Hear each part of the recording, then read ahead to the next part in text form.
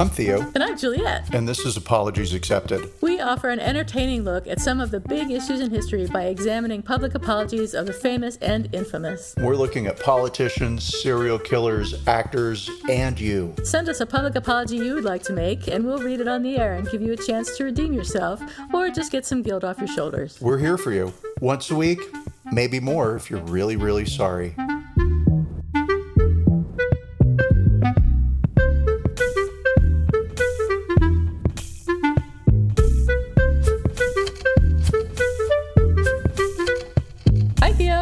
Hey man, how are you today? Doing great. I'm really excited about our topic today, Lance Armstrong. Me too. And I have to say, I thought it was going to be super boring because it's sports and I have zero negative. What's below zero? Oh, totally. Who cares about sports? The worst. I have no interest in it whatsoever. And so I put it off and I put it off because it was sports. Oh. And then it all caught up with me last night. And I was like, oh, you have a podcast tomorrow morning. You need to do this. Well, you get to pick the next topic then, since I picked this one. Oh, okay, great. You get to pick a boring one, the one that I'll find boring. I don't know what that'll be. But Ooh, car repair? Oh, that's boring to me too. I know. See, anything I hate, you're going to hate. That's probably not fair. All right. Well, so what's up this week? What's going on? What's new? Oh, wow. Well, okay. So in our real timeline, in the calendar world that we live in today, it's election day, and we're waiting to find out if Biden's actually... It's not election day. Election day was like 4 weeks ago. It seems like it Jesus, you're so forever right. ago. It's it not. was the 3rd. And today is the, I forget already what today is. The 6th? Friday the 8th of November. It's the 6th. I guess in the age of COVID, does it even really matter? The sun's matter. up. That's what I know. It's been, for now. So it's been 3 days since the election. And we're still waiting. It has been torturous. I went to bed on election night. Oh my God, me too. I was like, fuck it. It's going to be Trump. It's over. I don't care. Yeah. I'm out for the next 4 years. We said we were going to move to Britain if it happened. We'll wait and see. Blah, blah, blah. Right? And then to wake up and have it be like, it might be Biden. It might be Biden. We don't know. All week long. We don't know. And now the thing is, there might be Trump MAGA people in the streets with rifles shooting everybody if they don't get their way. I shouldn't laugh. Well, no, because I know somebody who works for the city, and she left because of potential riots and because of directed threats against her home. That the police advised her that leave? It might be a good idea if she wasn't around until things calm down. Yeah. That's scary. These people are nuts. It is. It's fucking crazy. Just wait 4 fucking years, everybody. I did. I know, right? I waited for your idiot to have his daily I'm going to shut up. I'm going to shut up because it's fucking annoying to me. And nobody cares. Nobody wants to hear this. Yeah, by now, hopefully, by the time people listen to this, which is God knows when that'll be, they'll the whole thing will be settled and everyone will be happy. Fingers crossed. Yes, and then if Trump is elected because the Supreme Court gets involved, then we'll go back and we'll edit this out and we'll re-record it and we'll, yay, Trump is going to win. He's the best. Because otherwise we'll be thrown in the gulag. Oh, for sure. Waiting for it. You have a mouse. Look at your mouse. Oh, yeah, my little mouse. That was something. I got some presents in the mail, which were amazing for me. And Juliet sent me a little tiny mouse. Cute. Yes, I saw the mouse and it made me think of you because you draw these adorable little mice drawings, and I have one in each house. And like I said, if I had one, I would hang a big one. I would hang it over my couch. But I don't have one to hang over my couch, which is really sad. That's really sad. How big is that space? Because these mice take 4 seconds. Large. I mean, why don't you make a really big one? Once upon a time when I lived in Long Beach, I had a futon against this really big wall that was blank, right? And so I grabbed some like I don't know, butcher block paper that somehow I had 6 feet of, and I drew like a 4-foot mouse, and I taped it up over the Awesome. futon to see what would it look like if I had a piece of art there, right? And that mouse stayed there for 8 years. I think that sounds really familiar to me. Oh, So I'm I sure don't know if I saw that or not, or maybe I saw a picture of it. But yeah, I'm I love sure. the mice. The mice are the best. I'll find it and I'll mail it to you. Looking for a home. Frame it. I'll frame it and hang it over my couch. So that'll be funny. I'll put like a $500 frame on your butcher block mouse On my drawing. 40-cent mouse. Yeah.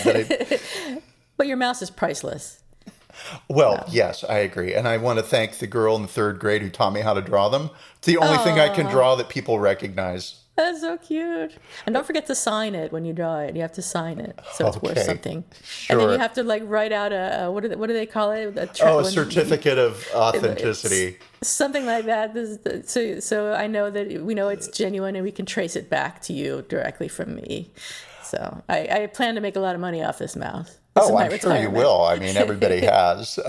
Yeah. Did you know you could get Picassos on eBay for like 49 cents that come with a certificate of authenticity? Really? Uh-huh. Yep. Wow. You can get anything on eBay, and how and why they allow for the art fraud, we'll That's just call it what it crazy. is. Yeah. I mean, there's a lot of stuff on there that legitimately says representation. Oh my God, reproduction. Reproduction? Yeah. Reproduction. I didn't want to say that word. It's a little early in the morning for me to be thinking about reproduction. Yeah, but then there's plenty of them that are like, I bought this at an estate sale and I know that it's Van Gogh. And there'll Yeah, be sure you do, honey. some museum that's selling their Van Gogh Wow. for $1,000. Anyway, we probably are ready to start diving in on All Lance right. because I'm excited about this. I I'm wasn't, totally but I excited. am. I hope I remember to talk about certain things that I'll probably forget because I didn't write it down. But anyway, we'll see. So, okay, Lance Armstrong. Lance Armstrong is a world famous cyclist and also a philanthropist who won 7 consecutive Tour de France and went on a 2-part Oprah Winfrey show in January 2013, which was much awaited because he had been accused of doping for most of his career.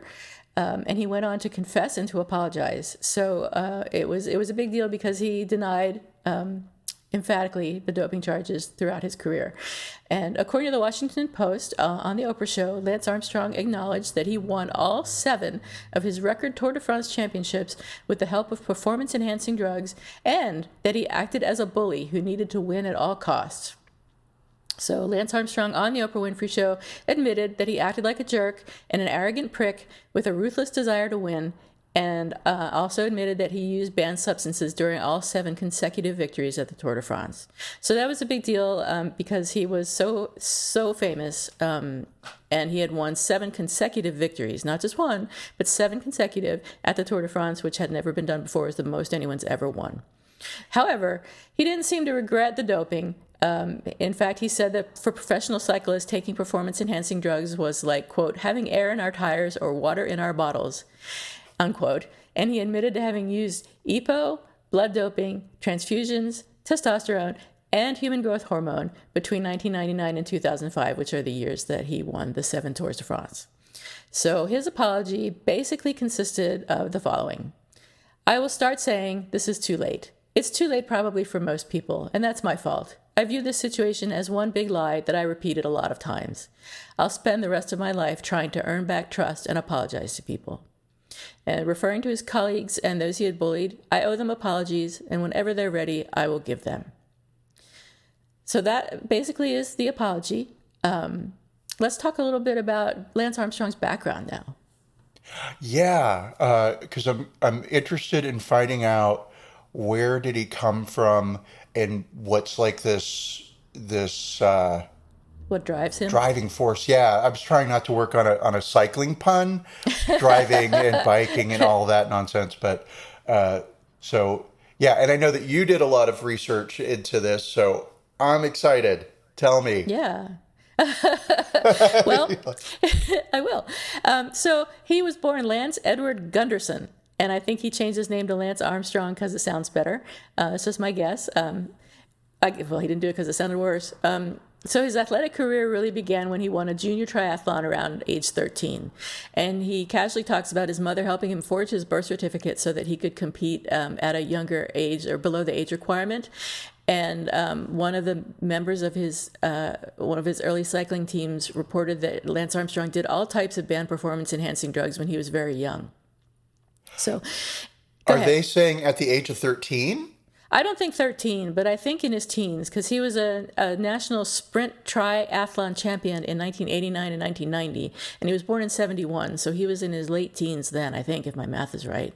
And then in 1992 started his career as a professional road racing cyclist, and he won a ton of competitions, like right from the get-go, so it sounds like he probably started off doing some sort of drugs. He won various stages of the Tour de France, and as an example of all the things that he won prior to 1996. And in 1996, he was diagnosed with stage 3 testicular cancer that had metastasized to his lymph nodes, lungs, brain, and abdomen, which is really harsh. And in 1997, the next year, he founded the Lance Armstrong Foundation, which is now called Livestrong Foundation for Cancer Survivors. If you remember back then, around 97, I think it was later than that, maybe in the early 2000s, everyone was wearing those yellow plastic bracelets. Those stupid bracelets. I know, they were the worst. And you had to have one. If you didn't have one, you were an uncaring person. It was ridiculous. It was like we destroyed the planet by caring about. We destroyed the planet. Can you imagine how many yellow plastic bracelets are floating around in the ocean now? He sold $50 million worth of them in a year. I don't know how much they were, but that's a lot of like fucking $1 each bracelets. or something. You could get them at the 7-Eleven at some point. I mean, yeah. Anyway, I just had to interject on behalf of the planet. Thanks, Lance. Yeah, totally. And I remember that where I worked, we'll go into detail about this, but I worked for a company that was associated with Lance Armstrong. And if you didn't have a Lance Armstrong bracelet, you weren't a team player. And I refused to have a bracelet, but I remember very vividly those stupid fucking bracelets. So anyway, he went back to cycling after recovering from cancer. So he fully recovered from cancer, which is amazing because they thought that he was going to die. They gave him like a 20% chance of recovering. But he took a bunch of cancer drugs and recovered. So then he, starting in 1999, which is just a couple of years after he recovered, he won his first Tour de France title and then went on to win 7 in a row. After his first win, he was accused of doping, but he denied it for years. Not only did he deny any such accusations, but he viciously attacked his accusers. He called one former teammate's wife crazy. He implied that a team masseuse was a whore. He sued newspapers for libel and threatened to make people's lives a living hell. And he called one of his teammates, who we'll hear from later, somebody who wakes up a piece of shit every day. So that's pretty harsh. That's up there, because when you use that terminology, like there are studies that show those specific words, piece of shit, that means you are ready to pull out a gun and murder somebody. Like that is wow. That's he was what mad. are you trying to say? The nuclear option. Oh man, yeah, that was something. And his former assistant Mike Anderson says that he found a performance-enhancing drug in Armstrong's medicine cabinet back in 2004. So of course Armstrong fired him, and his attorneys characterized Anderson as a disgruntled employee. And Anderson later told the Associated Press that Armstrong had made his life very, very unpleasant. After the Oprah show, Mike Anderson said, "I have no expectation nor interest in a faint apology by Lance Armstrong. Perhaps I know him better than most, since I spent a lot of downtime with him, and I know the true measure of the man." So we're getting a picture here of somebody who's very driven, very aggressive, and also willing to sue. He sued journalist David Walsh in the Sunday Times of London for printing an article the same year, 2004, that suggested Armstrong was doping. And this case ended when the Times agreed to pay Armstrong £1 million. So after he confessed to doping, Armstrong, I think, had to pay them back that money. But poor David Walsh did not get an apology from Armstrong, despite the fact that on the Oprah show, Armstrong said he would apologize to David Walsh. So going on to 2010, Floyd Landis, who I mentioned earlier as the, quote, piece of shit, emailed the... Oh, okay. That's why I didn't recognize his name. Okay, got it. Piece of shit. Emailed the then CEO of USA Cycling to talk about and giving details every year of how Landis himself and other members of the U.S. Postal Service team had used performance-enhancing drugs and other methods to win the Tour de France. That email was later included in an affidavit for a United States anti-doping agency investigation, which implicated a whole bunch of Landis's former teammates, including Lance Armstrong. Then, in 2011, Tyler Hamilton, a former teammate of Lance's, went on 60 Minutes to say that he had seen Armstrong use performance-enhancing drugs, and Armstrong confronted him in a restaurant in Aspen and vowed to make his life a living hell. I don't know if he did, but I bet he tried.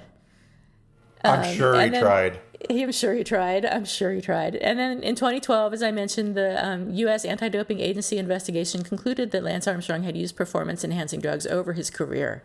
There was a 1,000-page document which was based in part on the testimony of 11 of Armstrong's former teammates, and concluded that Armstrong had led the most sophisticated, professional, and successful doping program that sport has ever seen.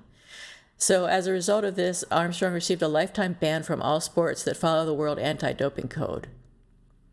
And that brings us up pretty much to, well, it doesn't really bring us up to the present because he did come back to sports, and I think he's still a triathlete, performing in some triathlons, but he's never regained his fame or success.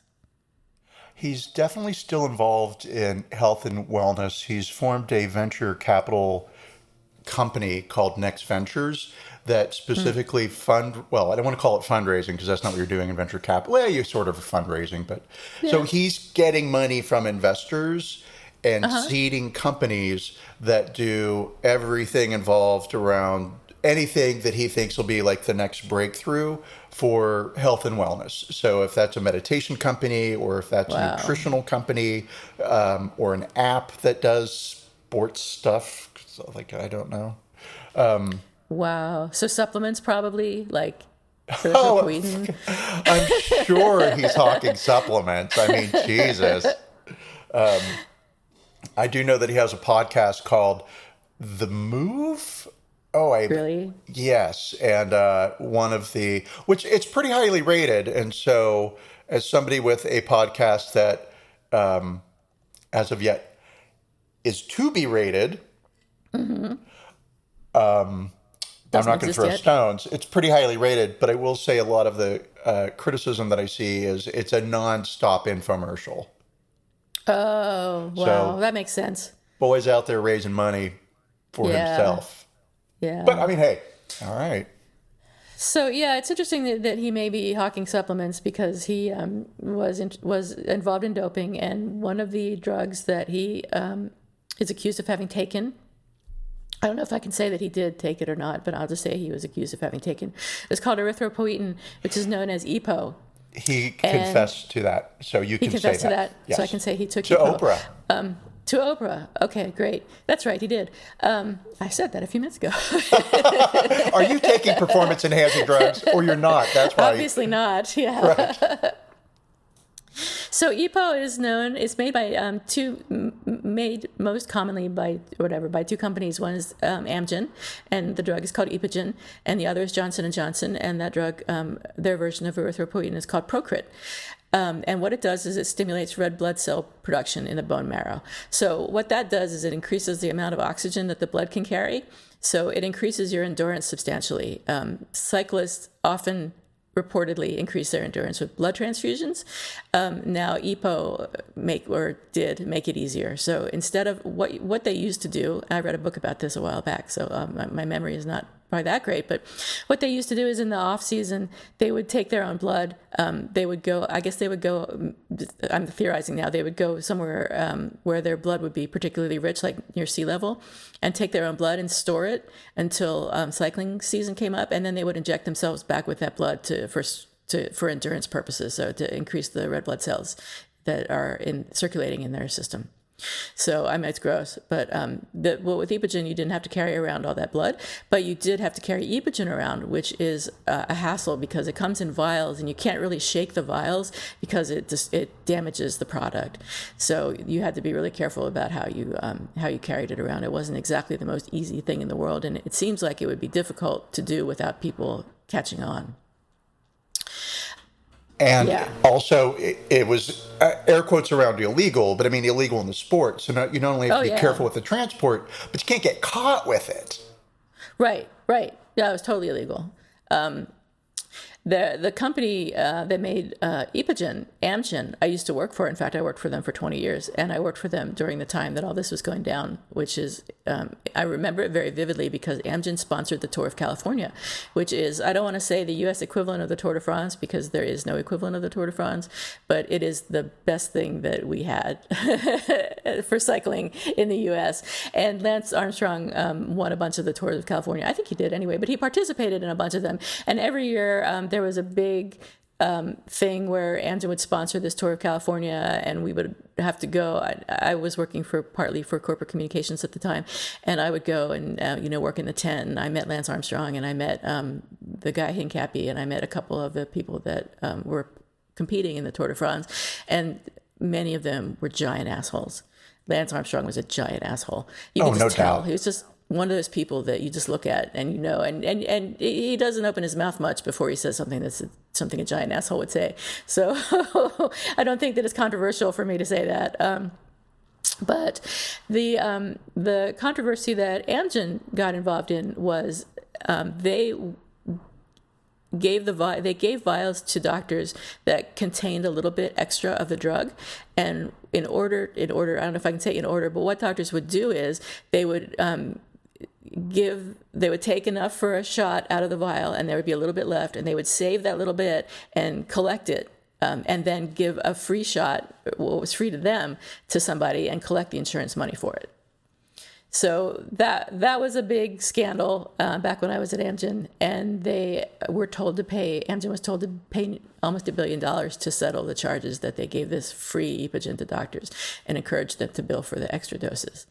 So unfortunately, even more unfortunately than them having to pay money to settle charges that they did something wrong, it turned out later that the drug actually raised the risk of strokes, blood clots, and heart attacks, and it could potentially multiply cancer cells. So it was not necessarily a good thing to be taking, especially for people who had cancer. Until 2001, there was really no way to test for it. There is now, and I think it's not used in cycling anymore, probably for various reasons. Probably because they can test for it. Yeah, probably because they know to look for it. Yeah. Yeah, exactly. And Lance says that he knew what he was being given. He educated himself on it, and he chose to do it. So there you go. Oh, he was a full willing participant. He absolutely not only knew what he was doing, but he went to the best doctor in sports medicine who was known as a doper, Dr. Ferrari, which you can't write a better name for air quotes around villain, right? But for like a Dr. villain, Dr. Ferrari, he's gonna soup you up. And he started out with him, didn't he? Wasn't that like from the beginning? Didn't he work with Dr. Ferrari? I think off the bat, number one was Dr. Ferrari, and Ferrari had a reputation within the cycling community as a dope peddler. Oh my God, I did it again. The fucking puns are going to be nonstop. I'm sorry. And so the weirdness is that Lance Armstrong was so, I'm not going to say he was open about his relationship with Dr. Ferrari. He certainly did go through great measures to hide it from the press.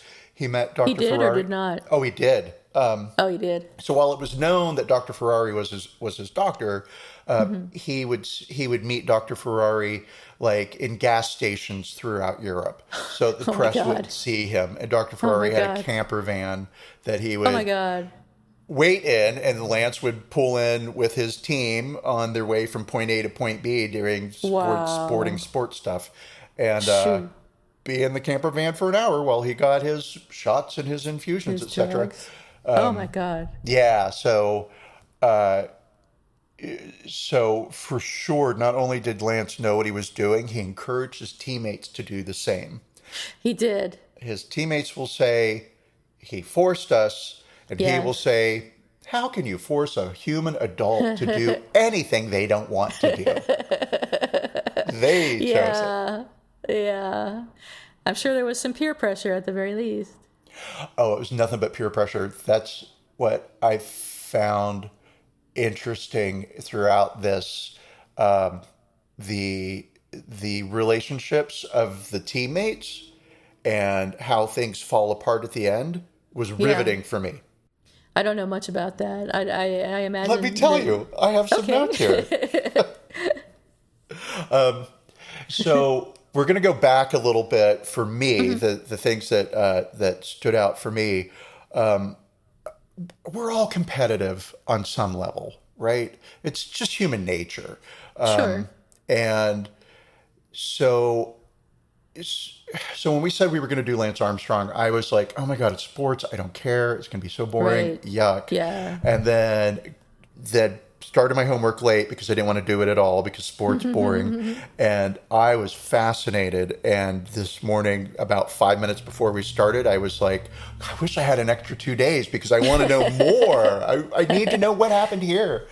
So, in my opinion, I haven't seen anything on this, but the first thing that struck me was Lance's relationship with his mother. So from an early age, his mother seems to be kind of the guiding, driving force behind him, right? Right. So he mentioned in an interview that he wasn't good at football or baseball, but he was kind of good at sort of the running sports. And his mom said, I don't care what you do, but you have to do something, right? And then he made a later comment a few years later about his battle with cancer and getting back into sports when everybody was saying, oh, Lance, you've battled cancer and you're probably really just not equipped to be the athlete you were. And so you shouldn't be racing competitively because you're never going to be number 1, number 7 in the world again. And he said, my mother didn't raise no quitters. Right? Oh, wow. And then there's an interview with his mom in France, or France, depending on how we want to go, right? Where she's being interviewed by the press, and she looks like a really sweet, well put together woman, right? She looks like a nice version of Jennifer Aniston. Why am I talking about her looks? But what I meant was she looks like a Jennifer Aniston knockoff, right? Okay. But in a nice way. I don't mean that in a negative way. She looks like a very well put together lady, right? Yeah. And so his mother, this well put together lady, is saying to the press, "We are going to do well today. This race means a lot to us." And sorry, but I'm feeling a little woofy there with the mommy using the we and our and us pronouns. I mean, so, but in my opinion, he's racing for his mom, right? And I don't know, and we did talk about how she helped him forge his birth certificate so he could compete at an early age. Yes, and he was recruited by the U.S. Olympic development team when he was in high school, and he had to drop out of high school or leave high school in order to do this training program with the U.S. Olympics team for triathlons. And so, of course, 1, you need your parents' permission to do that. And then 2, he did get his high school diploma, but through the use of a private tutor. And so, not sure, but I'm going to guess that a lot of this cycling and racing is racing for mama. Right? I see. I'm gonna save my mother. I'm gonna save our family. I'm gonna be the. Do we know what happened to his father? No, I think he was run over by a bicycle. I think his mother. I'm sorry. That's perfect. Probably something horrible, right? Because now I'm an asshole. They probably got divorced. I'm gonna back on Lance. Yeah, so something. Something happened. He left. Dad's not anywhere in any of the docs that I read or any of the documentaries that I watched. So, So there's something there. It was interesting to me, right? And then he gets into cycling, and he becomes a part the of a French team called Cofidis, and that's in about 19. Oh, I lied. I'm sorry. We're going to say kind of the evolution of this isn't terribly important.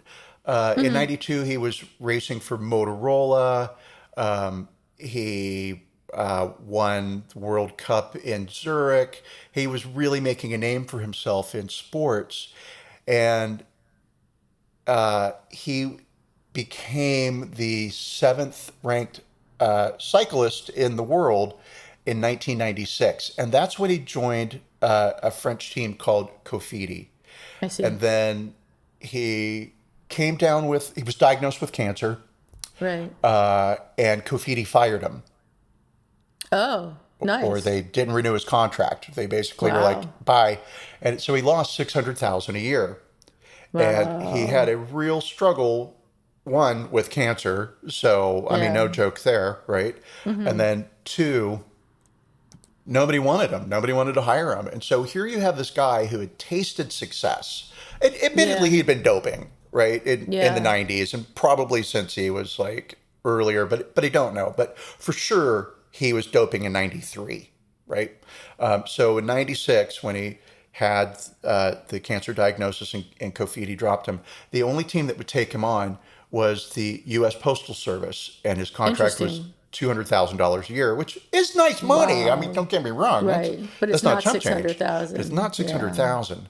And also, the U.S. Postal Service has a bicycling team. Are you fucking kidding me? I know. I was surprised by that too. And they like gave millions of dollars to these people and those people, and I'm like, this is the US Postal Service. You're supposed to be providing a service, not giving cyclists millions of dollars. I mean, unless those cyclists are delivering the mail, I know. there is no point to it. I don't understand it. Yeah. But Let's stop that. Let's call that off. again, it gets down to the sports thing where it's like people care and I don't. And it's always a fucking mystery to me. I Yeah. get the drive though, because everybody, when you're a little kid, well, if you were Gen X, right, you grew up wanting to be an ice skater Oh, because of that movie Ice Castles I and didn't see it. Dorothy Hamill. Maybe if you were Right. gay, maybe if you Maybe. were a gay guy, right? Maybe. So this idea of joining the Olympics, it was a dream. And Lance and I are contemporaries. I can call him Lance because Yeah, we're your buddies. nearly the same age. And I mean, what am I talking about? I'm 25. How does this happen? Right. But so to have that success ripped away from you after you have achieved a dream and you've basically rescued your mother, I suppose, in some way Right. from whatever, or you've done the son thing, like, I'm the hero, Yeah. look at me. To have that ripped away would be impossible. And of course, if you're a driven, competitive person, you're going to do everything in your power to get it back. And not only are you going to do everything in your power, but you are going to make sure that everybody around you is working 100% full throttle to support you for your goals. Right. Lance's Lance's teammates on the U.S. Postal Service team. I don't want to say team too many times, but I mean, what the hell else are they? They were really tight. They were like this band of brothers, which you might think would be the case for every team in sports, but apparently it's not. Some people just see each other as colleagues and they don't have like personal relationships. But these guys' girlfriends were all friends. Like it was one big family. And so there was one guy named Frankie who wasn't into the doping so much. He did some of it. Lance really encouraged his teammates to do the drugs, do the drugs, do the drugs. And Frankie's girlfriend Betsy had an issue with the doping, right? Because she just saw it as illegitimate and wrong and a fraud. She knew Lance was doing it, but she wasn't sure that her boyfriend slash fiance, they'd gotten engaged, was doing it. And he did some, but not all, which is a little bit like Bill Clinton's with marijuana.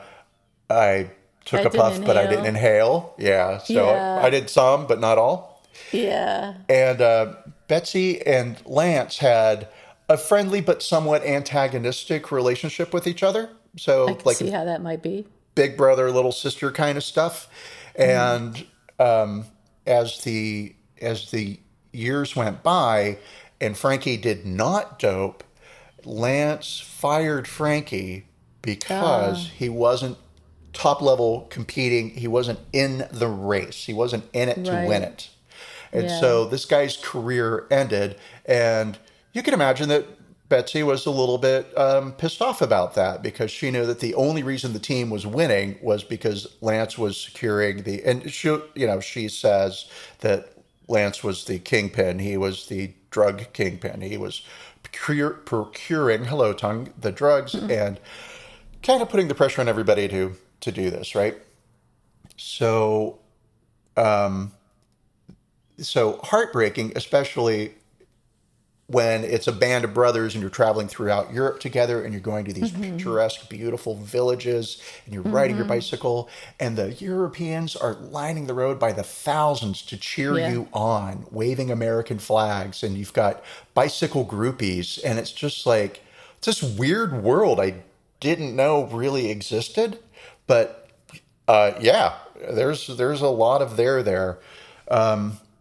So so basically, these allegations are dogging Lance Armstrong, and as you mentioned, David Walsh wrote a book called L.A. Confidential that was available only in France, and in it he accuses Lance of doping, and around the same time, because of the book, there's a lot of press interest in doping and Lance Armstrong. And so a reporter speaks to Greg LeMond, who was the only other American to win the Tour de France.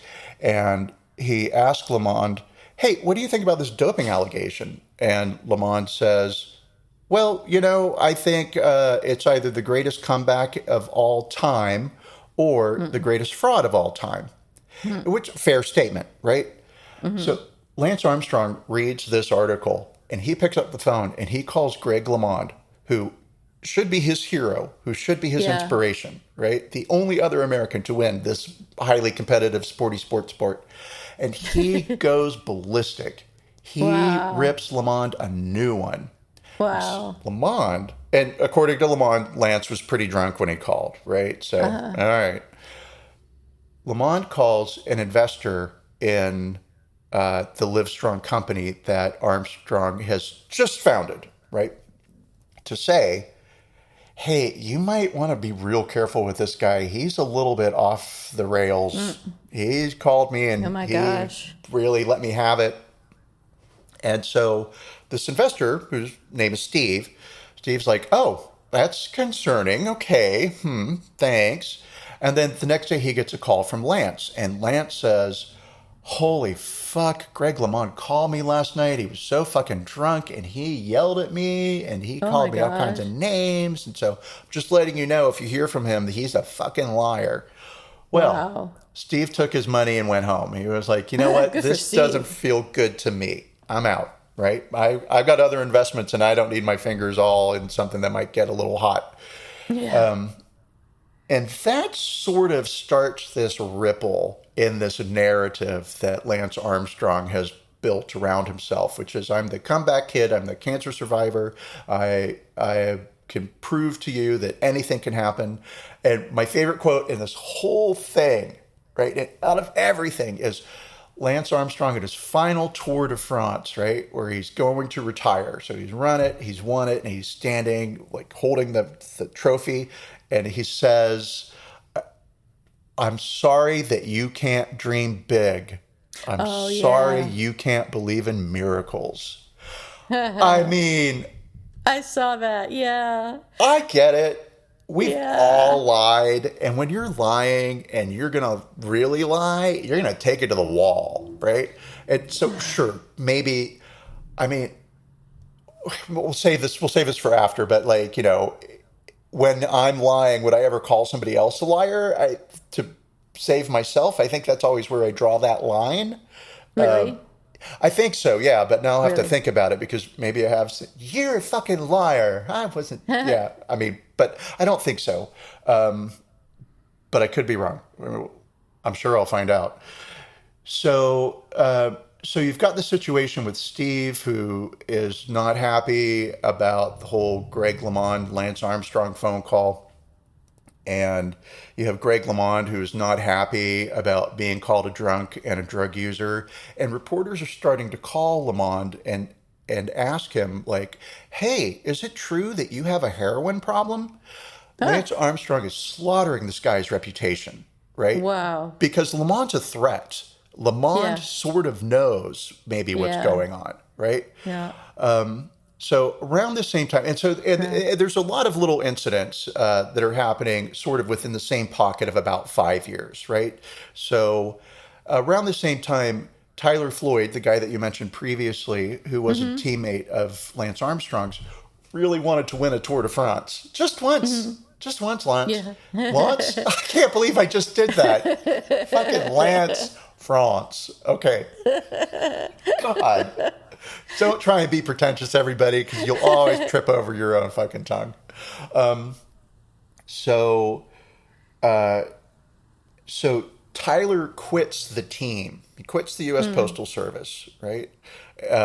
And he joins another team so he can win. Because I don't know how the cycling team thing works because I didn't No care, idea. so I didn't Right. bother to find out. But you're riding as a group, as a pack, essentially. Yeah. And so your leader is going to be the winner, and somehow you're biking and he's behind you.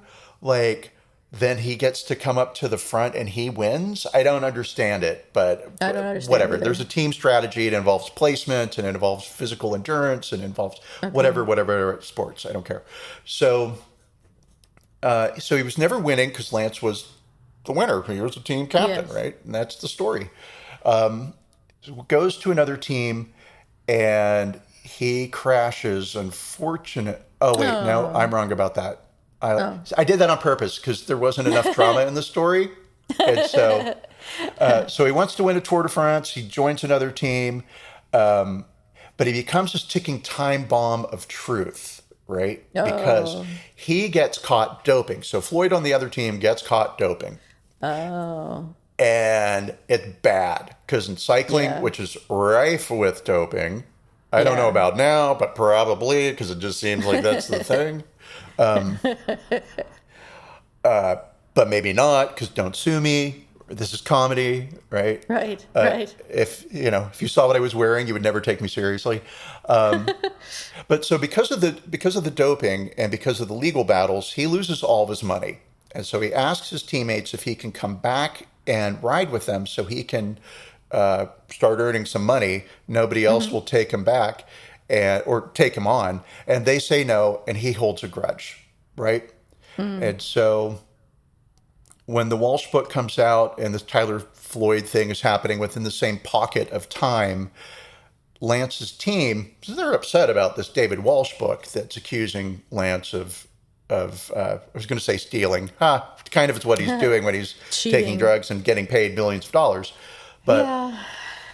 they call Frankie the guy that Lance had fired. I'm not going to dope all the dope. I'll just do some of the, and I'm calling it dope. And it's, it's human growth hormones, testosterone. And so, they're hormones, they're chemicals, Yeah. but whatever. So they call him and they want to talk to him. And he meets them in a parking lot. There's a lot of meeting in parking lots in this Lance Armstrong story that I watched. And it was Interesting. interesting. Yeah, totally, right? So they say, hey, look, we just need your wife, Betsy, to sign this affidavit saying that she'll never say anything about Lance Armstrong and Oh doping. my God. Ever, ever, ever. And he's like, have you met my wife? So he's recording this conversation because he doesn't trust the wow. guys he's going to meet. Right. I see. And he feels like he knows what's going to happen. They're going to ask him Yeah. for something and they're going to need something from him. And he wants proof that they've done this because Lance Armstrong has been sort of laying it out about town that Betsy's a little unstable. She's a little crazy. She's a little fucked up. She's so jealous. She's so jealous of my success. She wanted to sleep with me. I think he probably said, I don't know that he said Wow. that. Yeah. But I think he probably laid out those sorts of tracks, right? Right. She's jealous. She's vindictive. I had to let her husband go because he wasn't any good, blah, blah, blah. And, Betsy hears the shit because the cycling community is super small. Like, even though if all the teams aren't necessarily tight with each other, gossip is the one thing that binds communities together, right? It gets around, like coronavirus. Hi, TM. That's my trademark. So Betsy's not going to sign. And then around the same time, Lance has won another Tour de France, and he's owed $5 million from one of his sponsors. And they don't want to pay because of all these doping allegations that are out there, right? And they're I like, see. no, not good, not going to do it. So, of course, Lance decides to sue them, and depositions are taken. And so we enter into this period of legal depositions, lasts about a year and a half, and they record everybody, right? Betsy comes in. They go to Betsy. Yeah. Yep, she gives her truth, what she heard, what she saw. His teammates come in, they spill their beans. There was this incident when Lance was diagnosed with cancer and going through treatment, where his Frankie and Betsy, his teammate and teammate's wife, were in the room when the doctors came in. They're visiting Lance. He's in the hospital. He's already had cancer surgery, right? He's undergoing chemotherapy. It's already been serious. Right. And the doctor says, hey, have you ever done any, performance drugs? Because, your cancer's pretty severe and I just am treating you and these are things I need to know. They'll help with the treatment. And Lance rattles off a list of, cortisone, testosterone, human growth hormone, EPO, everything. And Betsy heard all that. So in her deposition, she says that. So at the same time, during this period of depositions, the Oakley Company, which was a sponsor of Lance Armstrong's, had an employee named Stephanie. And Stephanie, her job was to have good relationships, sort of PR, have a good relationship with Lance Armstrong and cyclists, but particularly Lance Armstrong. And Stephanie's husband also worked at Oakley, and they have an autistic son. And I lay all that out there because Stephanie calls Greg LeMond, the American who won the Tour de France, right? Yeah. And says, hey, I've got to go in for his deposition and I'm going to tell the truth. And I know that he was doping and I saw it and everybody saw it. And it's just terrible. And LeMond recorded this conversation, right? And LeMond's like, yeah, it's terrible and it brings the sports down. And she's like, yeah, I can't back a liar and I can't do it. I'll never be able to live with myself. Fast forward a couple of months and she gets on the stand and lies and says that she doesn't know anything about it. She never heard anything. Wow. And that Betsy, Frankie's wife, must be not telling the truth on some level because she wasn't there. She doesn't know. She didn't see anything. So when that happens, LeMond sends the recording to the Lance Armstrong team. And you can imagine that then everything starts to fall apart because then it becomes witness tampering. What did you guys say to Stephanie to make her change her story? Because she spoke to Greg LeMond a couple of months ago, but now all of a sudden, I never saw anything. I didn't know anything. So Stephanie calls Betsy and leaves a voicemail. It's like the recordings and the parking lots in this thing are just fucking ridiculous, right? Wow. And she goes off, and they played it in the documentary, and I'm going to say it was gold. Holy fuck. This is Stephanie talking to Betsy? This is Stephanie talking to Betsy, right? Okay.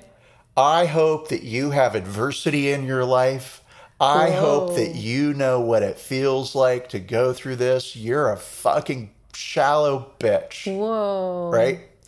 Now, I only heard that snippet of the tape because that's all they played. I want the whole thing. Yeah. I want it to be a ringtone. It is fucking awesome. Holy Christ. She goes off on Betsy, the one woman who's been telling the truth throughout this, but not running to the press broadcasting it. She's not trying to bring Lance down, but at the same time, she's not going to lie and support him. And initially, when she comes into the documentary, the kind of the first showing of her, I thought she was such a yenta. It's like, oh God, listen to her, and Lance this and Lance that, and wow, my opinion quickly changed. So Betsy, although you're not my official apology this week, I'm going to apologize to you right now because you're a fucking American hero to me. Hey. So yay, Betsy. So,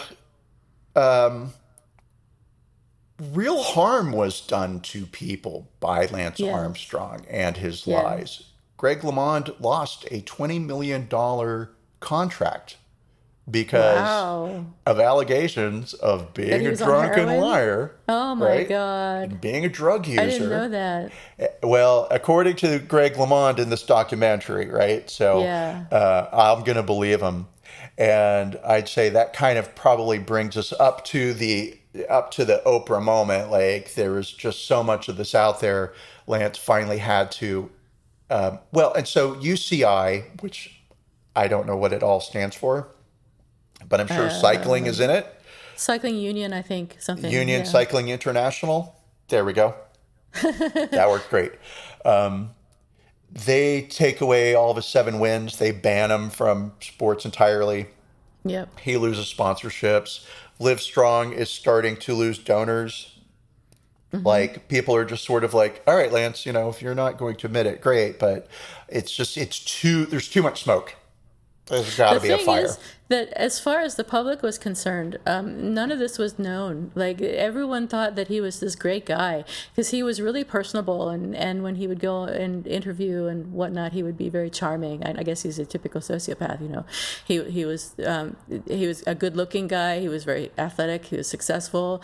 He was charming, and he was a big hero. Like, not just he wasn't just a hero in the bicycling world. He was a hero to many others, and just athletes of all sorts, and also for the philanthropic work that he did.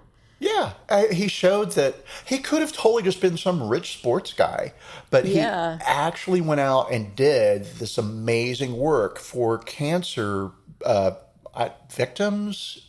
I don't know what the word to use, right? They called themselves survivors. Survivors, all right, so for cancer survivors.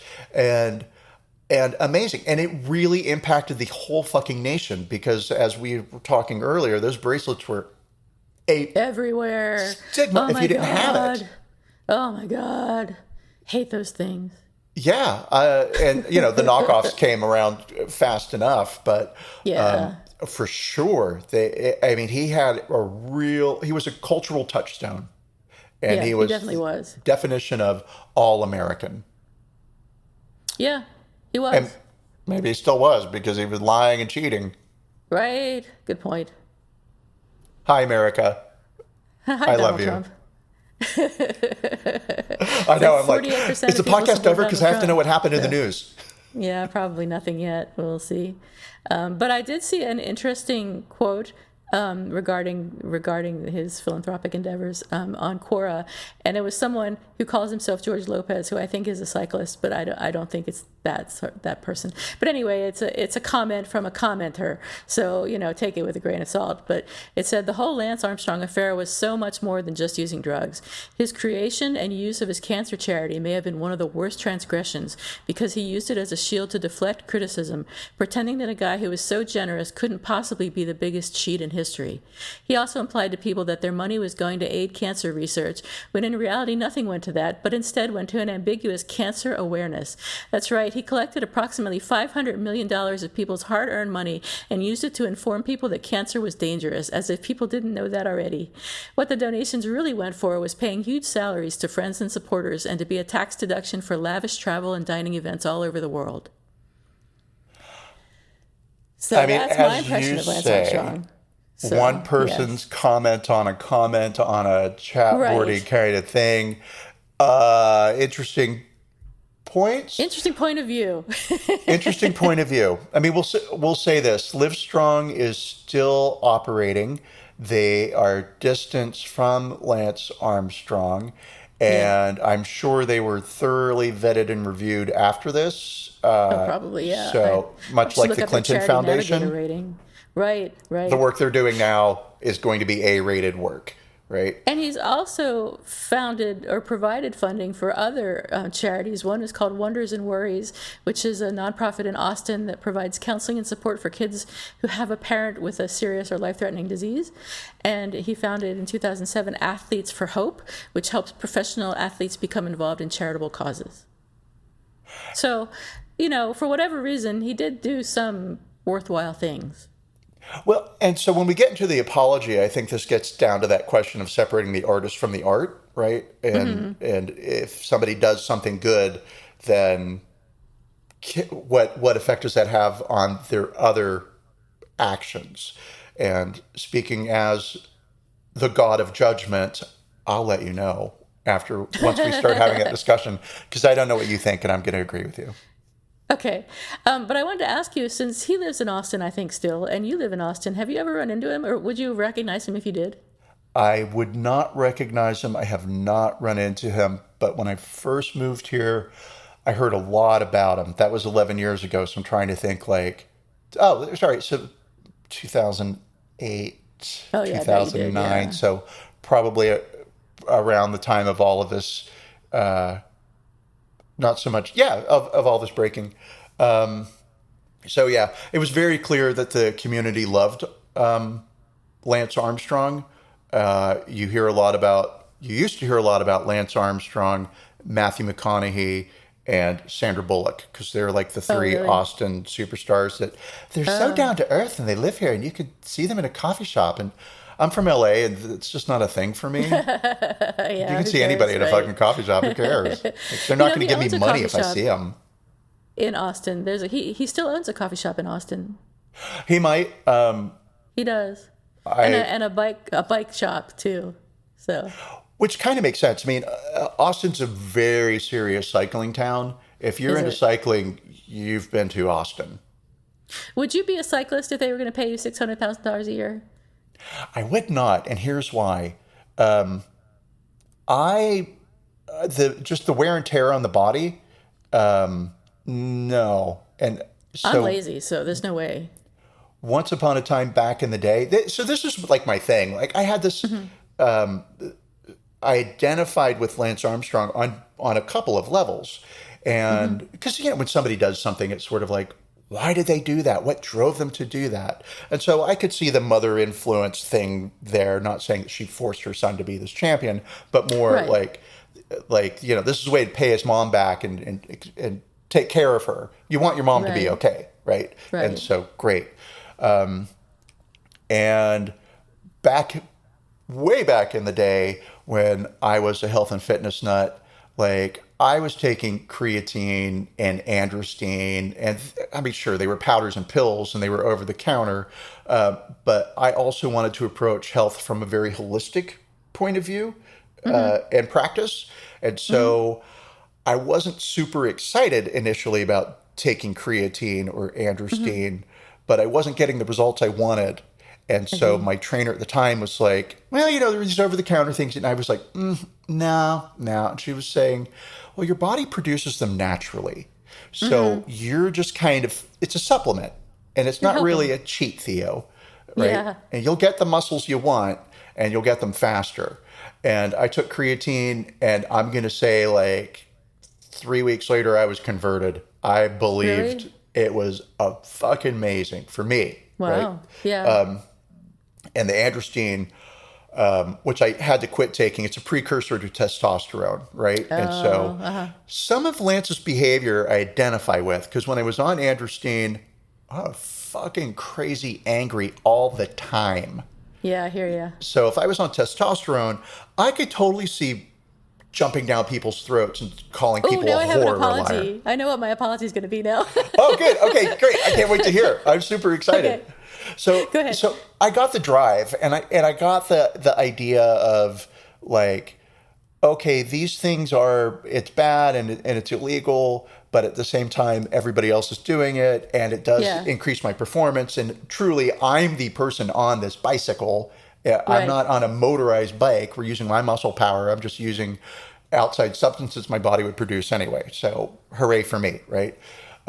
So so I got that. But no, I wouldn't, because the wear and tear on an athlete as you get older, like I hurt my C6 and C7, I'm bragging now, Oh, wow. vertebrae from doing squats high. Oh, And wow. so, yeah, the pain that I lived with for years, super minor pain. It was nothing, Yeah. right? Yeah. And it has gone away. But I mean, to this day, Good. I can't get on a roller coaster, and I can't do this and I can't do that because of the stupid damage I did to my neck over time. So no, I would not wear out my knee joints because I like walking. Long Smart. answer to your And to your your hips. question. Yeah. Even for 600,000, because Even for millions. oh, I could hire people to carry me around. I had You can have hip replacements. yeah, okay. I mean, millions. We're talking. I mean, they must have. I don't know what the prize money is for the Tour de France, but it's got to be millions. And he won Well, it 7 times. the He's sponsorships to come give it all along with back, I that think. too, right? Right, right. I mean, they're just insane. And of course, he was living the football player's lifestyle as a cycle. I mean, what other bicyclist have I ever heard of? None. Lance Armstrong. Right. That's it, right? Yeah. So he was dating movie Sheryl stars, Crow. Cheryl Crow, of course, right? Rock stars. He was living that rock star life, and who doesn't want to live that? So the benefits were there, the money was there, the sponsorships were there, the glory was there, the fame was there, the taking care of mom was there. It was all there. I was going to say, where does he get all that energy? But we know where he got all that energy.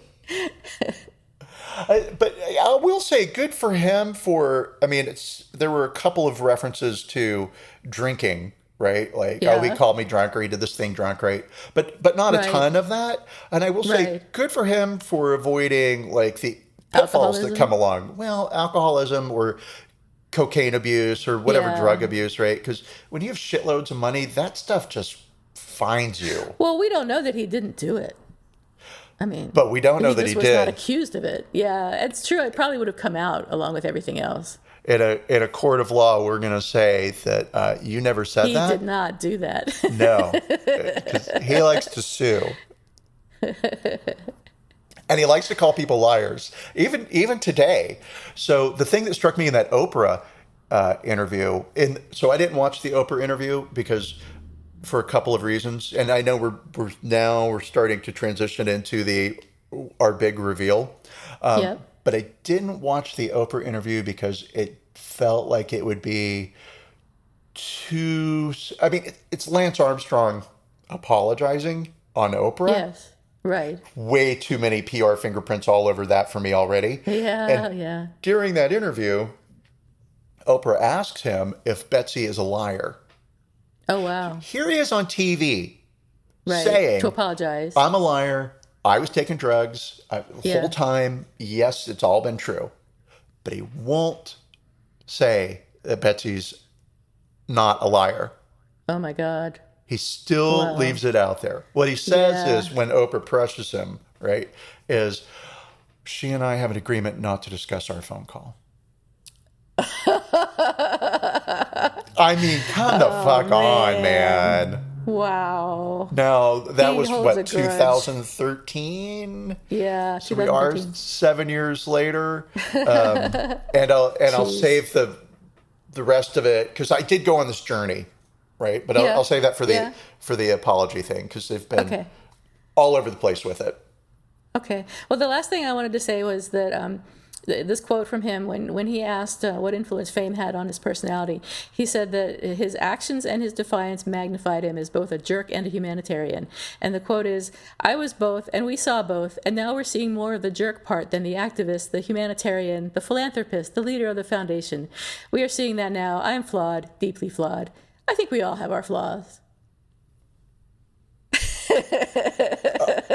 So, Okay. we're all like cheating, lying, stealing, thieves.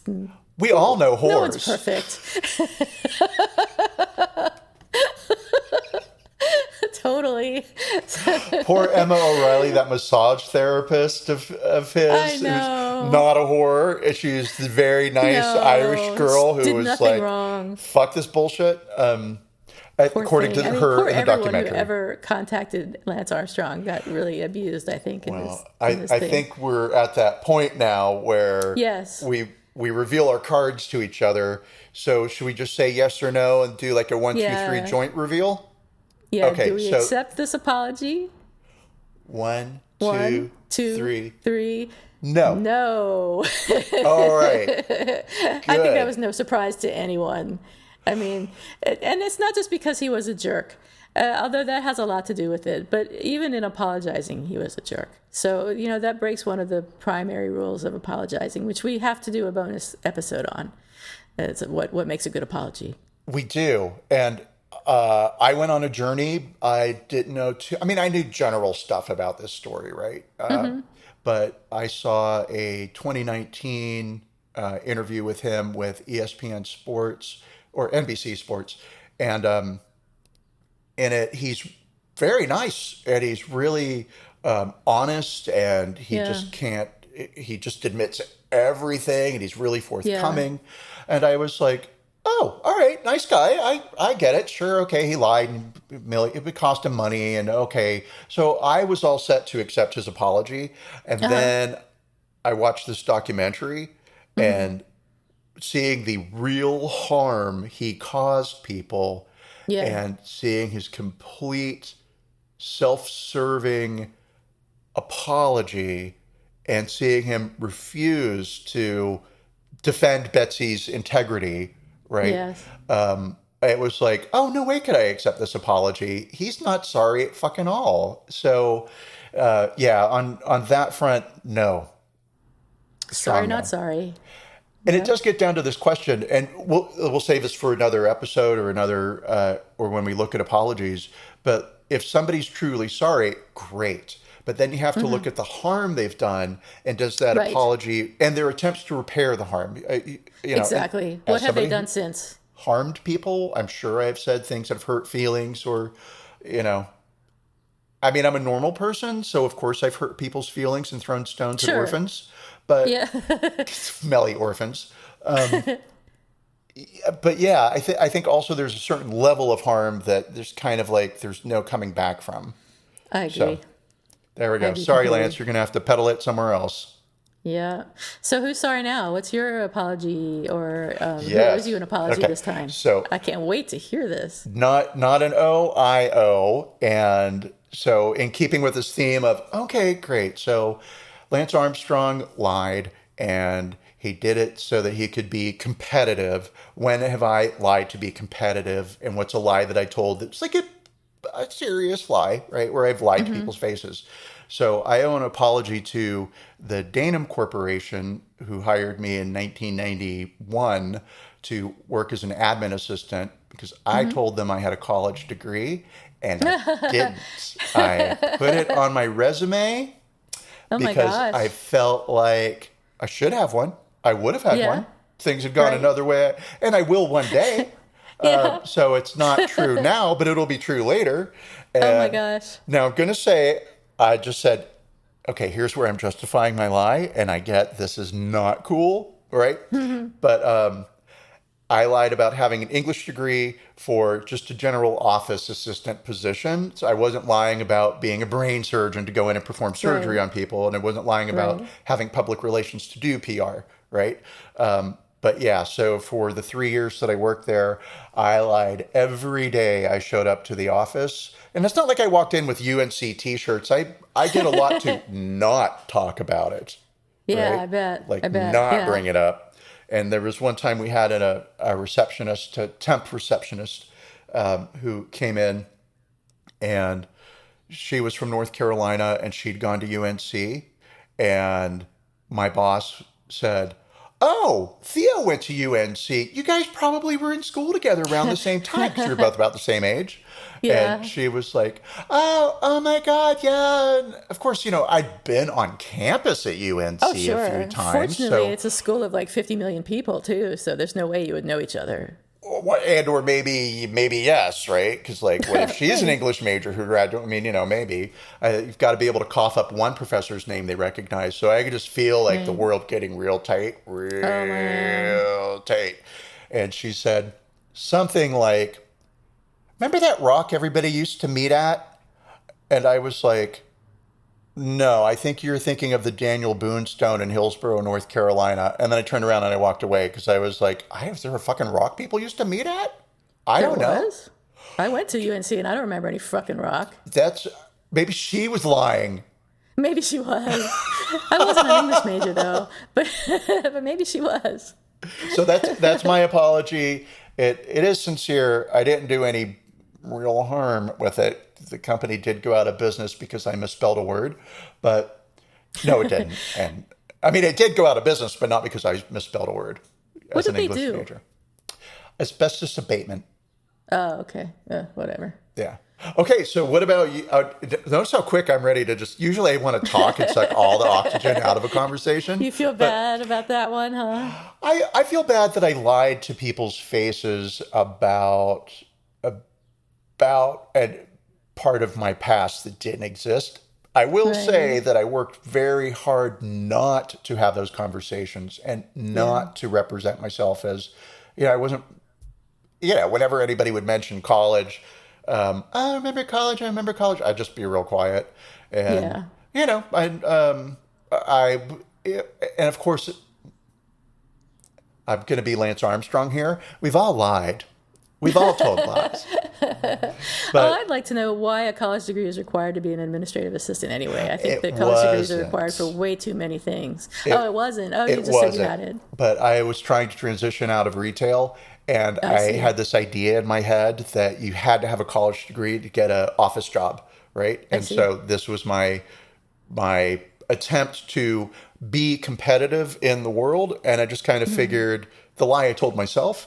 Oh, you'll go to school in the night and you'll get your degree, and then you can just update your resume in 5 years, 10 years, however long it takes. So I had lots of ways of justifying it to myself. And then it took me until I was 48 to actually make that lie true, but I didn't go to UNC. But yes, now when you read my bio, you will see I have a college degree because I do, and that piece of paper is in a file in a closet. I love my school experience. We'll save it for another day. But so anyway, to those coworkers to whom I occasionally had to say, "Oh yeah, I left school," I'm sorry. I really am. That was a good one. That's a good one. Well, it's full disclosure, why lie? Okay, so what about you? What did I do? So mine is actually sort of related to this story, with the Lance Armstrong story. And it is, a couple years ago, maybe it was 4 years ago, I don't know when it was, but I fell down the stairs, and I fell down the stairs. I fell down like from the top to the bottom, and I hurt myself. I got a concussion, and I hurt my back. And, Fuck. Yeah, it sucked. But I mean, no real harm done, except my back still kind of hurts. But anyway, and also my concussion makes me forget what I was saying. Not fair. You're not allowed to have an out like that. That's not fair. You're looking for pity. I'm not giving it to you. They put me on steroids to recover from my back injuries. And I didn't realize that I was angry.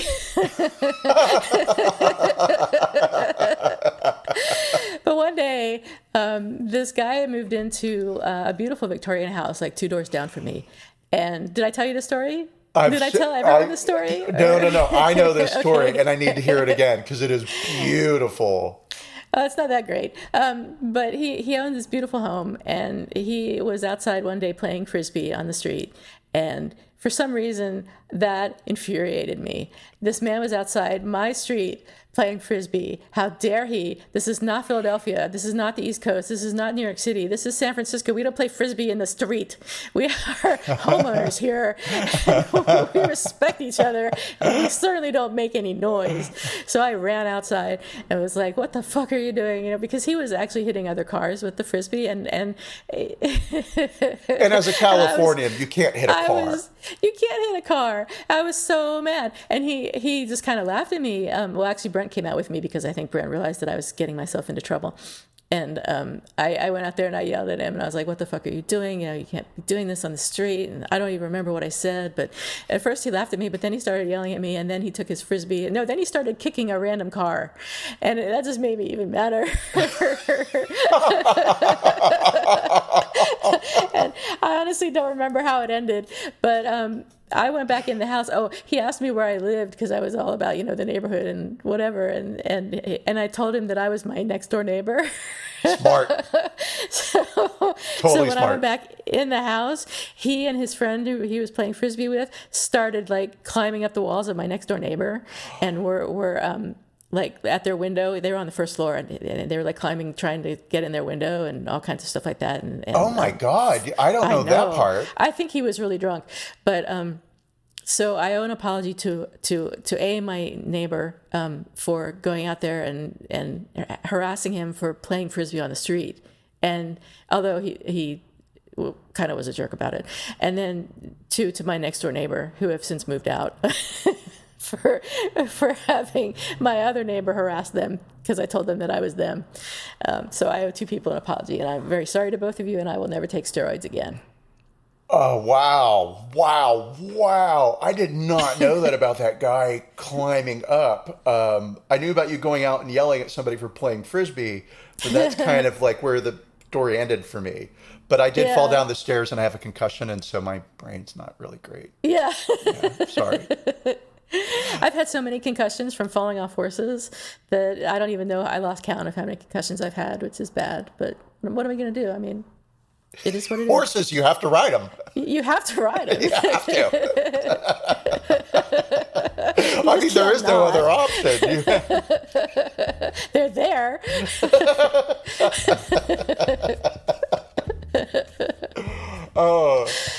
So my I think gosh. that's it. I think that's today. it. I think it's All a right, show. awesome. Everybody, thank you so much. You can find us on the web at apologiesaccepted.net and on our website. Don't forget our Patreon, patreon.com/apologiesaccepted, where you can give us money. And you can also give us apologies. So on our website, you can fill out a form and apologize to somebody. We may read it on the air, and you'll be able to hear your own apology, and you'll hear our feedback on it. Yay. Whether you want to or bye. not. Goodbye. Bye, everyone.